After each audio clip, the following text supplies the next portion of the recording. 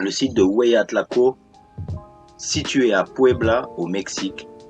Ce site particulier a trouvé des vestiges d'habitation humaine entre 250 000 et 350 000 ans. Hueyatlaco a d'abord été fouillé par un archéologue du nom de Cynthia Williams. L'archéologue Williams a trouvé des outils en pierre brute et de nombreux os d'animaux à partir desquels de la viande avait été découpée. Les os de l'animal étaient constitués de rhinocéros laineux et d'autres espèces de faune préglaciaire. Elle s'est rendue compte, avec un site si précoce, qu'elle devait faire une datation en laboratoire sur le site. Et elle a demandé que cela soit fait par le US Geological Survey, a envoyé une équipe de 3 membres qui a daté le site et trouvé la plage des dates très anciennes mentionnées plus tôt. La géologue Virginia Steen McIntyre a rapporté une grande partie de leur controverse. Peu de temps après les fouilles du site de Hueyatlaco et peu après que la datation du site ait été rendue publique, le gouvernement mexicain a été directement impliqué. Le chef du département d'archéologie du gouvernement mexicain était très contrarié par ces dates très anciennes sur ce site. Quel que soit son motif, il a demandé à l'armée mexicaine de fermer le site et de confisquer tous les artefacts et le matériel connexe.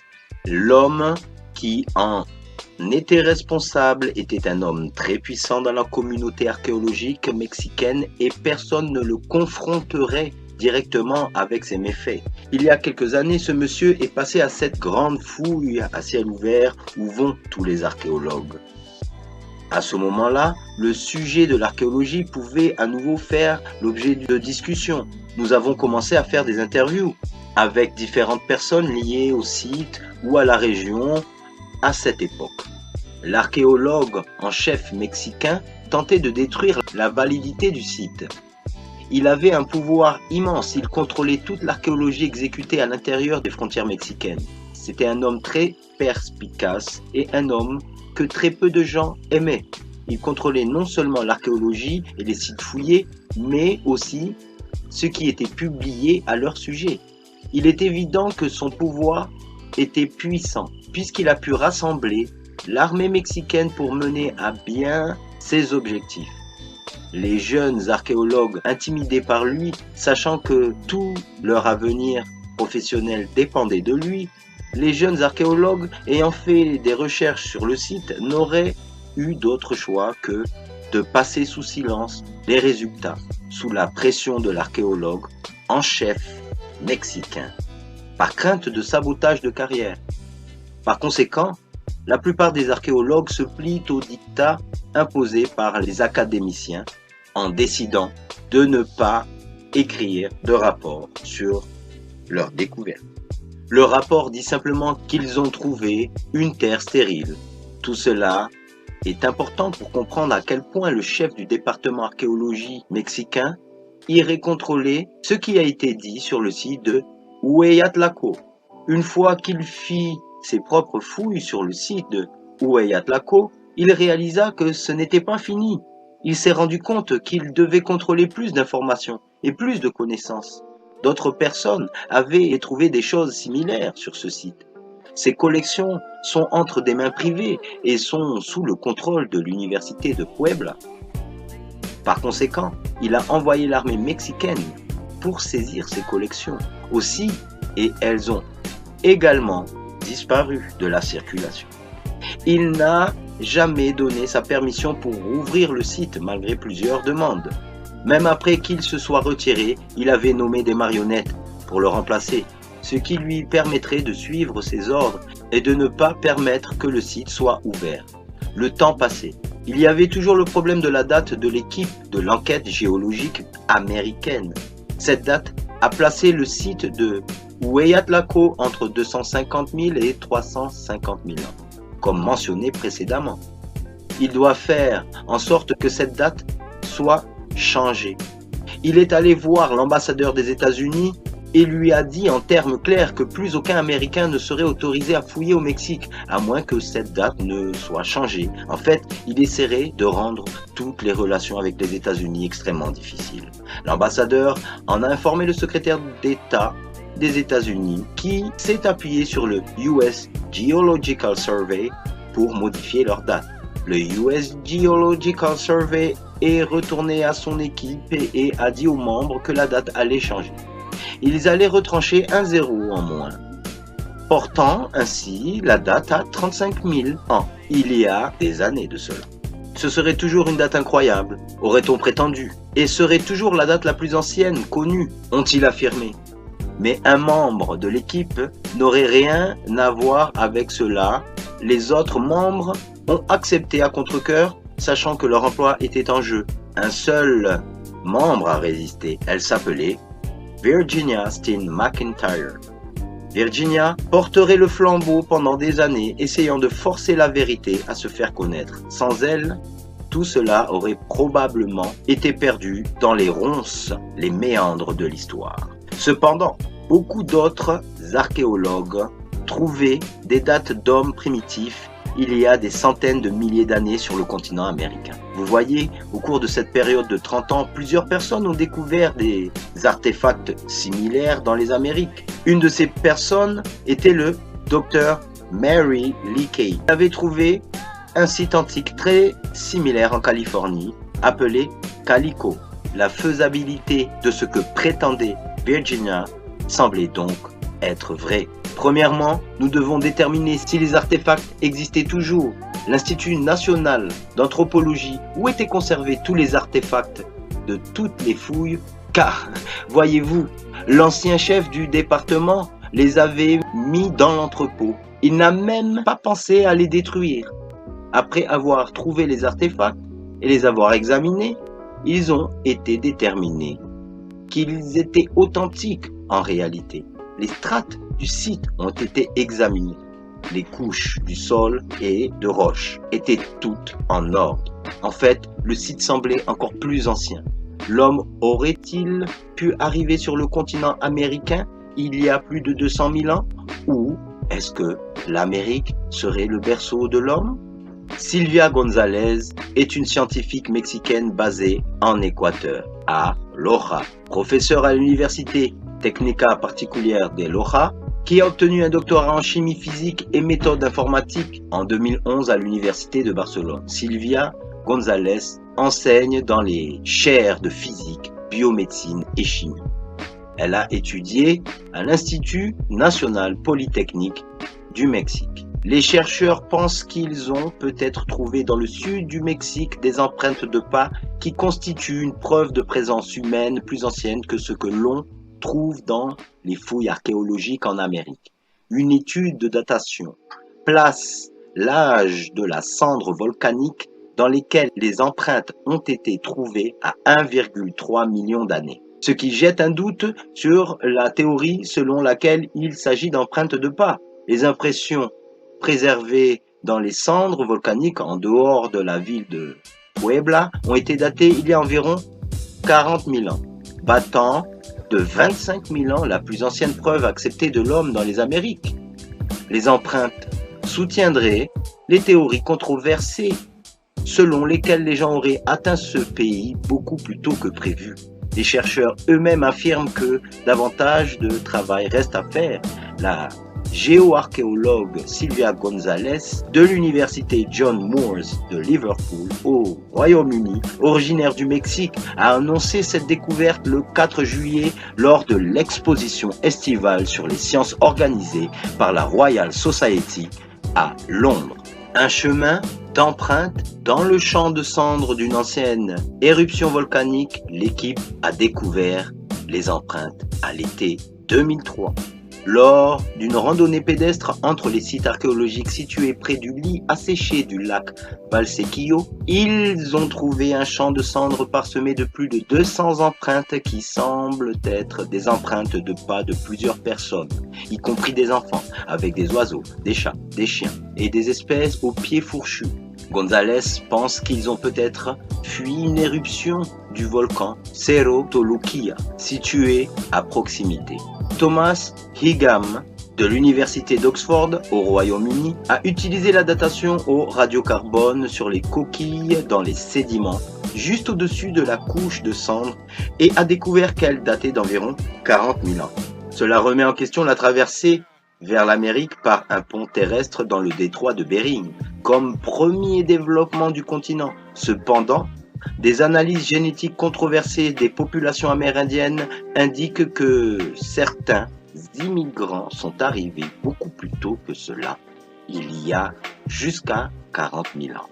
Cette période est antérieure à la période glaciaire qui tenait une grande partie de l'Amérique du Nord il y a 20 000 ans. Le débat se poursuit sur ce que les marques représentent réellement. Paul Rennes dit à ce sujet: « Je les ai vus de près et personnellement, je ne pense pas qu'il s'agisse d'empreintes de pas », explique-t-il. Le géochronologue à l'Université de Californie à Berkeley, Paul Rennes, a déclaré que certains matériaux trouvés sur le site ont été testés, révélant une datation remontant à 1,3 million d'années. Il en conclut, au vu des datations, qui contredisent celles des théories officielles, entre 195 000 ans pour l'apparition de l'Homo sapiens, l'homme moderne, que comme l'homme moderne n'existait pas encore à cette période, donc l'occupation humaine, pour lui, est exclue. L'équipe projette de fouiller le site dans le bassin du lac de Valsequillo afin de découvrir d'autres empreintes de pas ou signes de vie humaine. Florentino Amerino était un scientifique autodidacte, naturaliste, climatologue, paléontologue, zoologue, géologue et anthropologue de la génération 80 du 19e siècle en Argentine. Amerino a structuré la théorie autochtone sur l'origine de l'homme américain, contrairement à l'interprétation universellement acceptée. Des ouvriers creusant une cale sèche à Buenos Aires, en Argentine, en 1896, ont découvert un crâne humain qui se trouvait dans une couche antérieure, pré-Ensenada, un gisement datant de 1 à 1,5 million d'années, à 11 mètres sous le niveau du Rio de la Plata.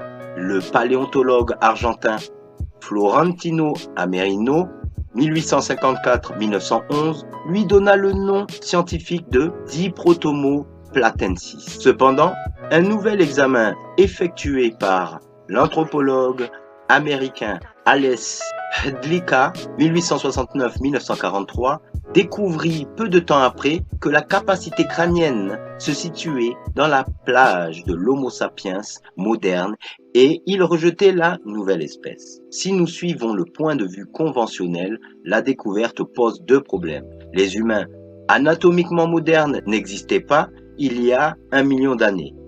Et il n'y a pas d'être humain dans les Amériques avant il y a environ 35 000 ans selon les dates officielles. Irina Podgorny a écrit un article intéressant sur les contributions de Florentino Amerino à l'anthropologie sud-américaine et sur ses vues très excentriques sur l'évolution humaine. Son analyse du crâne de Buenos Aires était un hominidé précoce et ne devait pas être vu comme un Homo sapiens par tous ceux qui souhaitent promouvoir ces restes humains supposés anormaux. En 1896, des ouvriers ont trouvé un crâne humain moderne à Buenos Aires, la strate de la pré-Ensenada, où elle a été trouvée à au moins 1 million à 1,5 million d'années. Comme le crâne de Rek en Tanzanie, rien n'indique que le fragment de crâne était en réalité enfoui dans un gisement géologique non perturbé. Bien que Diprotomo platensis apparaisse régulièrement sur les sites dans l'archéologie interdite, il a généralement été renvoyé à la poubelle de l'histoire, où il reste une exposition aux erreurs des générations précédentes de paléoanthropologues. Arrêt aux gorges d'Olduvai, ce véritable berceau de l'humanité, entre guillemets, grand intérêt pour les paléontologues et pour toute personne s'intéressant à l'histoire et à l'évolution de l'homme. se situe dans la zone protégée de Ngorongoro, en allant vers le parc de Serengeti. Il s'agit d'un des plus importants complexes préhistoriques de l'Afrique. Les gorges d'Olduvai sont d'un intérêt archéologique exceptionnel en raison d'une intense activité volcanique ayant énormément contribué au dépôt de différents niveaux de cendres volcaniques pouvant être datés. Olduvai est un canyon sculpté par l'eau à travers la partie sud de la plaine du Serengeti. La gorge fait environ 50 km de long et à certains endroits 90 mètres de profondeur.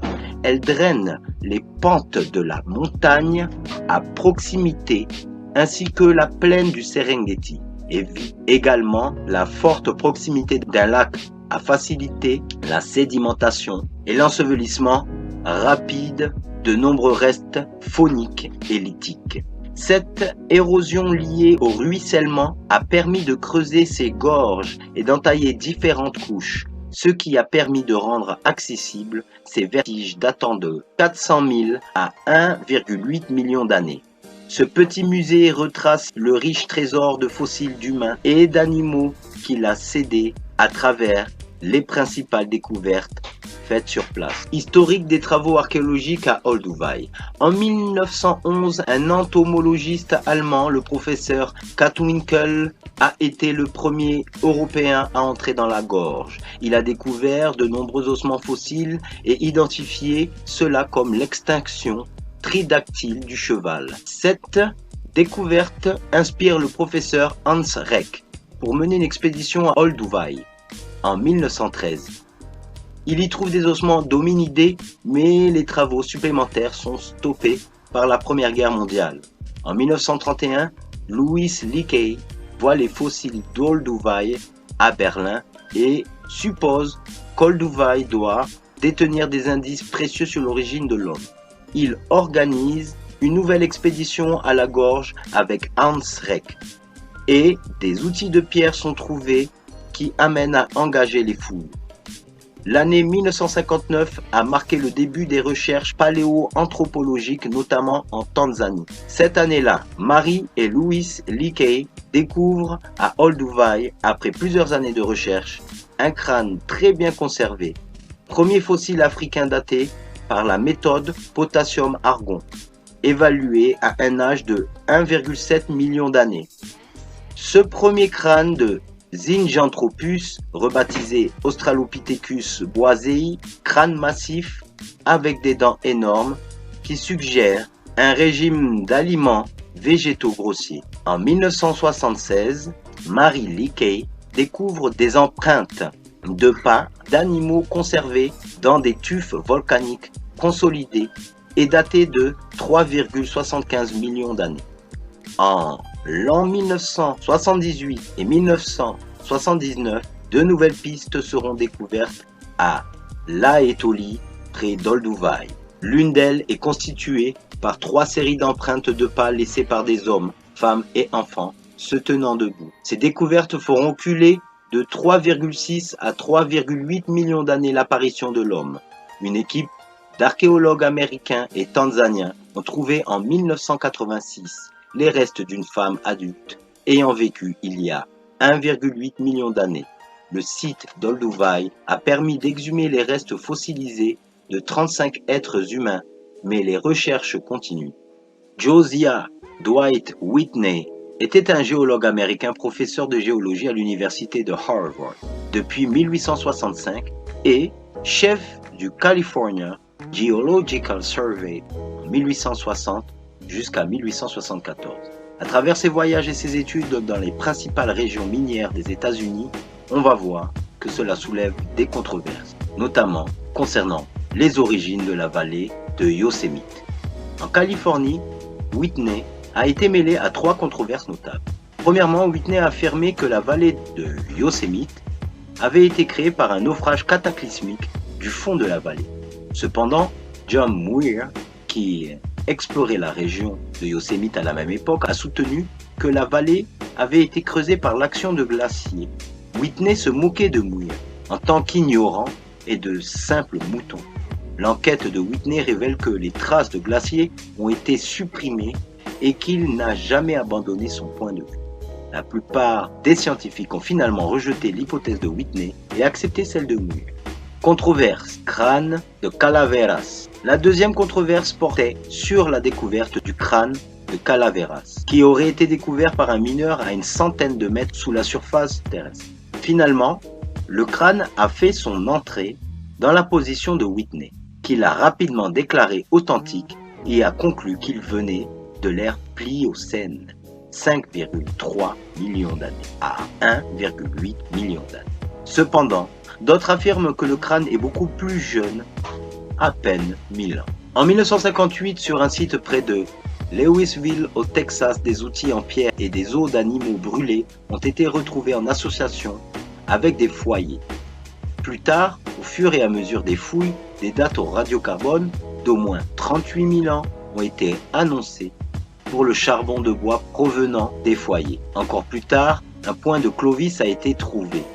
Herbert Alexander, alors étudiant diplômé en archéologie, a rappelé comment cette séquence de découverte avait été reçue. À plusieurs reprises, a déclaré Alexander, les opinions exprimées à cette époque étaient que les foyers étaient fabriqués par l'homme et que les associations de la faune étaient valables. Cependant, une fois les dates annoncées, certains avis ont été modifiés et, une fois le point Clovis trouvé, le processus de sélection et d'ignorance a commencé sérieusement. Trouver une pointe Clovis dans une couche vieille de 38 000 ans était troublant par les anthropologues orthodoxes qui dateraient les premiers pointes Clovis à 12 000 ans. Certains critiques ont réagi à la découverte de Louisville en alléguant que les pointes de Clovis avaient été plantées comme un canular. D'autres ont dit que les dates au radiocarbone étaient fausses. Après avoir évoqué un certain nombre de cas similaires de découvertes ignorées ou moquées, Alexander a rappelé une suggestion selon laquelle, afin de trancher les problèmes de l'homme primitif, nous aurions peut-être besoin de conseils d'un avocat. Ce n'est peut-être pas une mauvaise idée dans un domaine scientifique tel que l'archéologie, où les opinions déterminent le statut des faits et les faits se transforment en réseau d'interprétation. Les avocats et les tribunaux peuvent aider les archéologues à parvenir plus facilement au consensus parmi les érudits qui passent pour la vérité scientifique dans ce domaine. Mais Alexander a noté qu'un système judiciaire nécessite un jury et que la première question posée à un futur juré est la suivante. Avez-vous pris votre décision? Très peu d'archéologues ne se sont pas décidés à la date à laquelle les humains sont entrés en Amérique du Nord. L'idée selon laquelle les pointes de projectiles de type Clovis représentent les outils les plus anciens du Nouveau Monde est mise au défi par des fouilles sur le site de Timlin, dans les montagnes de Catskill de l'État de New York. Au milieu des années 70, on y retrouva des outils ressemblant beaucoup aux outils acheléens supérieurs d'Europe. Dans l'Ancien Monde, entre guillemets, les outils acheléens sont couramment attribués à Homo erectus, mais une telle attribution est incertaine car les restes squelettiques sont généralement absents sur les sites d'outils.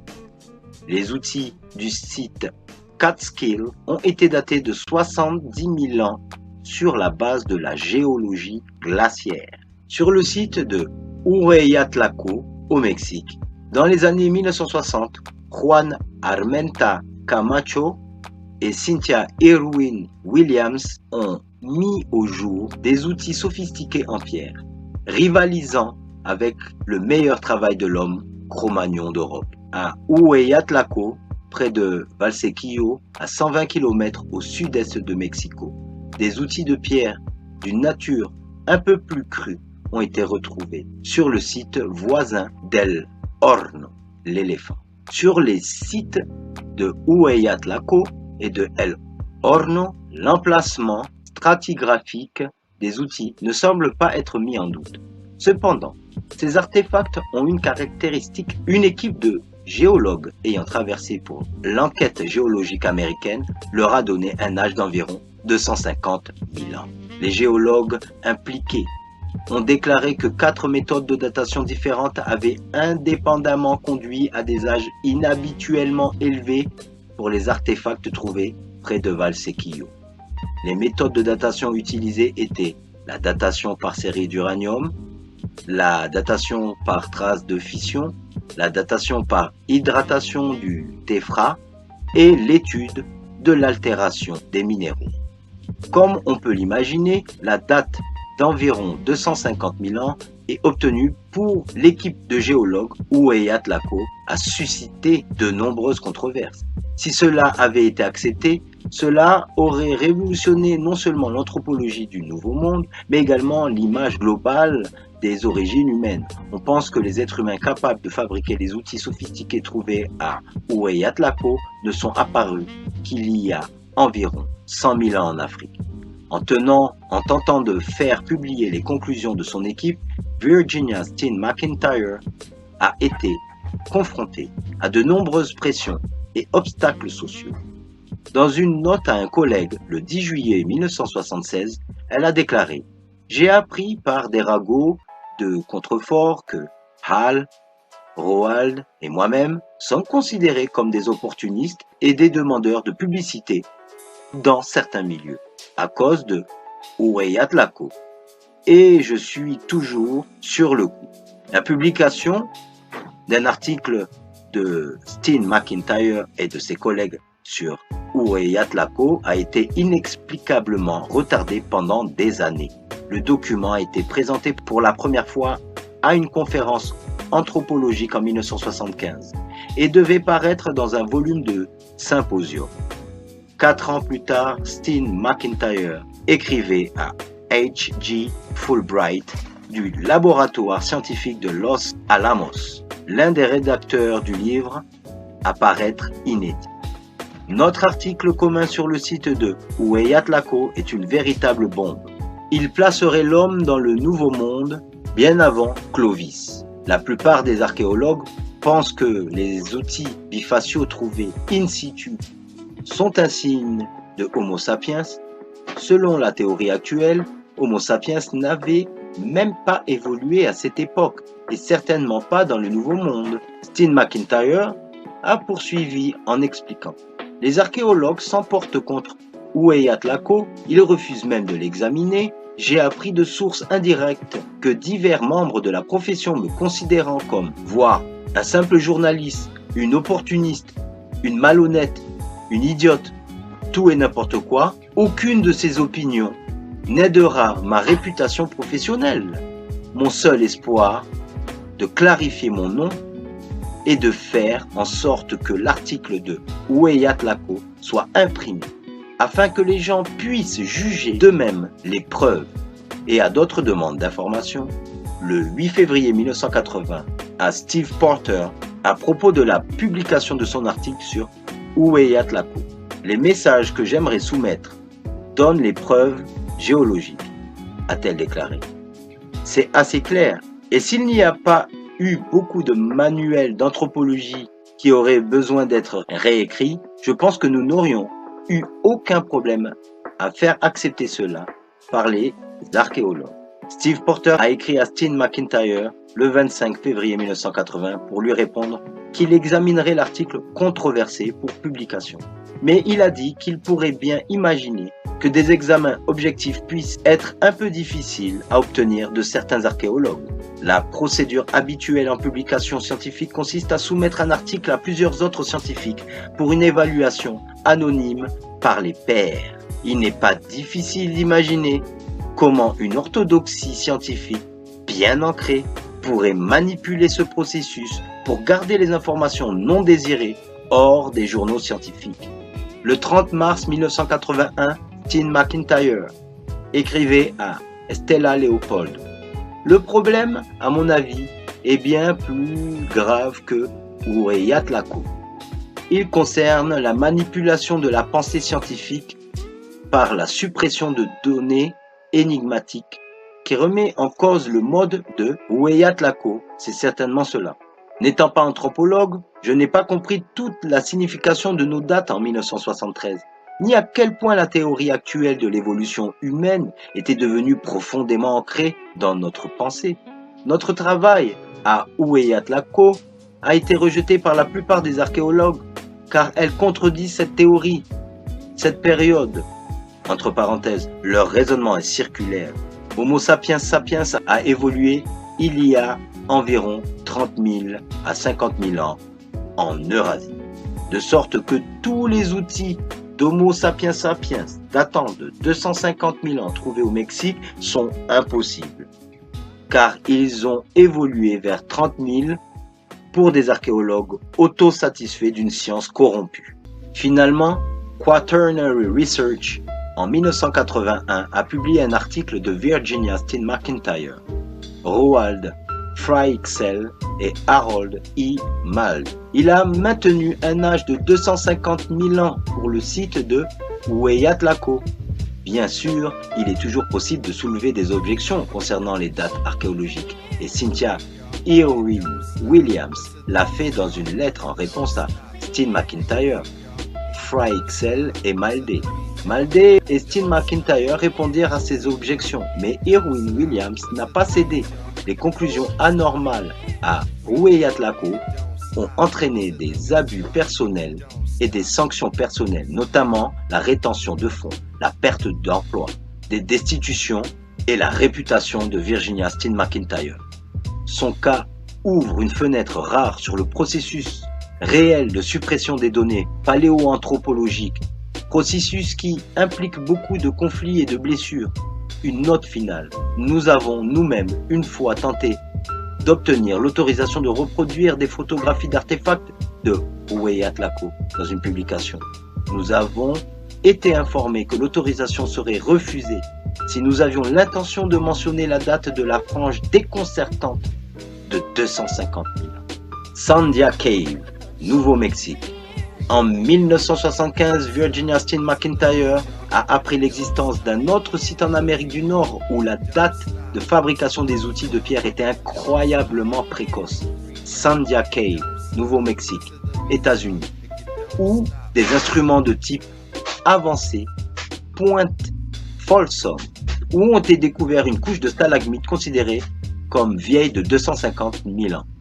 Les pointes Folsom sont une forme distincte de pointe de projectile en pierre taillée, associée à la tradition Folsom en Amérique du Nord. Le style de fabrication des outils a été nommé d'après le site Folsom situé à Folsom, au Nouveau-Mexique, où George McJunkin a découvert le premier échantillon dans la structure osseuse d'un bison en 1908. La pointe de Folsom a été identifiée comme un style unique de pointe de projectile en 1926. Dans une lettre adressée à Henry P. Schwartz, le géologue canadien qui avait daté la stalagmite, Virginia Steen McIntyre écrit « 10 juillet 1976. Je ne me souviens pas s'il s'agit de vous ou de l'un de vos collègues à qui j'ai parlé lors de la conférence de Penrose en 1975, Mammoth Lake, California. Le chercheur à qui j'ai parlé en attendant notre déjeuner a mentionné une série de dates d'uranium sur la couche de la stalagmite au-dessus des artefacts de Sandia Cave, qui le contrariaient beaucoup. L'hypothèse la plus répandue sur la date d'entrée de l'homme dans le Nouveau Monde, quand il a mentionné une date d'environ 1/4 million d'années, j'ai failli laisser tomber mon plateau. Je n'ai pas été tellement choqué à l'âge, mais que cette date aille bien avec les dates que nous avons sur notre site d'hommes précoces controversés au centre du Mexique. Inutile de dire que je serais intéressé à en savoir plus sur votre date et vos sentiments à ce sujet. Selon Steen McIntyre, elle n'a pas reçu de réponse à cette lettre. Après avoir écrit aux responsables des recherches archéologiques du site Sandia Cave, pour Steen McIntyre a reçu cette réponse le 2 juillet 1976. J'espère que vous n'utiliserez pas cette boîte de conserve pour prouver quoi que ce soit avant d'avoir eu la possibilité de l'évaluer. Steen McIntyre. Il nous envoya des rapports et des photos des artefacts de Sandia Cave et déclara dans une note suivante: les géochimistes sont certains de leur date, mais les archéologues les ont convaincus que les artefacts et les lentilles de charbon sous le traversin sont le résultat de l'activité des rongeurs. Mais qu'en est-il des artefacts cimentés dans la croûte? Une sphère métallique a été trouvée en Afrique du Sud avec 3 lignes parallèles autour de son équateur. La sphère a été découverte dans des gisements précambriens datant de 2,8 milliards d'années. Autre chose, un objet qui ressemble à une pièce de monnaie a été trouvé à Lone Ridge, dans l'Illinois, à une profondeur de 114 pieds de la surface. Selon le Illinois State Geological Survey, les gisements contenant la monnaie étaient vieux de 200 000 à 400 000 ans. En 1877, M.G.H. Neal était surintendant de la Montezuma Tunnel Company et dirigeait le tunnel de Montezuma en creusant de la lave à Table Mountain, dans le comté de Tuolumne.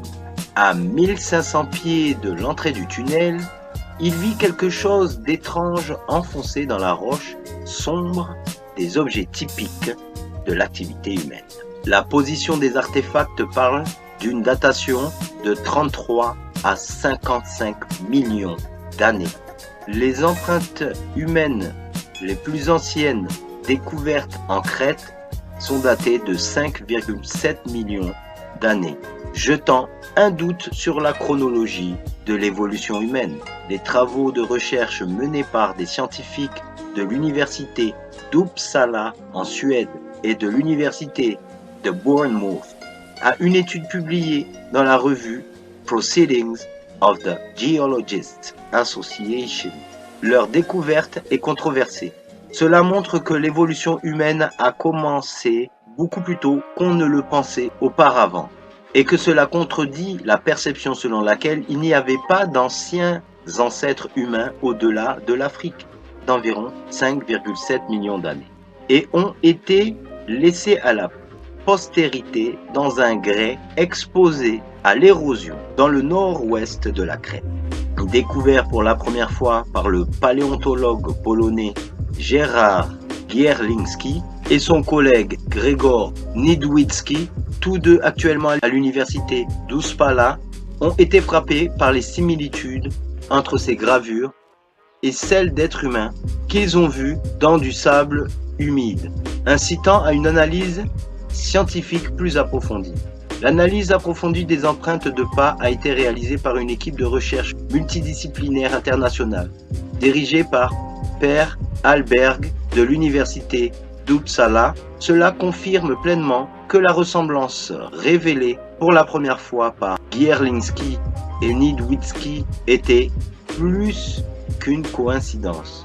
L'équipe de recherche a conclu que les similitudes entre les impressions en Crète et les empreintes humaines qui sont si nombreuses qu'il peut être totalement exclu qu'il s'agit de structures formées au hasard dans la montagne. En outre, leur apparence diffère de celle de tous les autres animaux terrestres, y compris ceux du chimpanzé bonobo. L'impression du gros orteil dans l'empreinte est semblable à celle d'un être humain, à la fois en taille et en forme. Comparés aux grands singes, ils ont tous des empreintes qui ressemblent davantage à une main humaine avec un pouce qui se démarque. Les empreintes de pas en Crète ont 2 millions d'années de plus que celles de l'Aétolie. Néanmoins, les impressions en Crète ont nettement moins de traits de singe que celles de l'ancêtre humain le plus jeune, l'Andipithecus ramidus. Ensuite, il y a l'autre éléphant dans la pièce à traiter.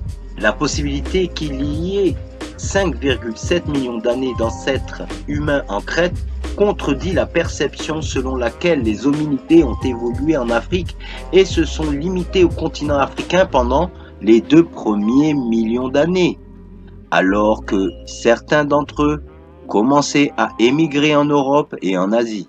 La seule façon de se rendre en Crète, il y a 5,7 millions d'années, était de passer par la Grèce continentale. Par conséquent, il devait déjà y avoir des habitants dans d'autres parties de l'Europe du sud-est et le long de la côte est de la Méditerranée à ce moment-là. La morphologie de l'impression suggère que le fabricant de la piste était un membre fondamental du clan hominidé.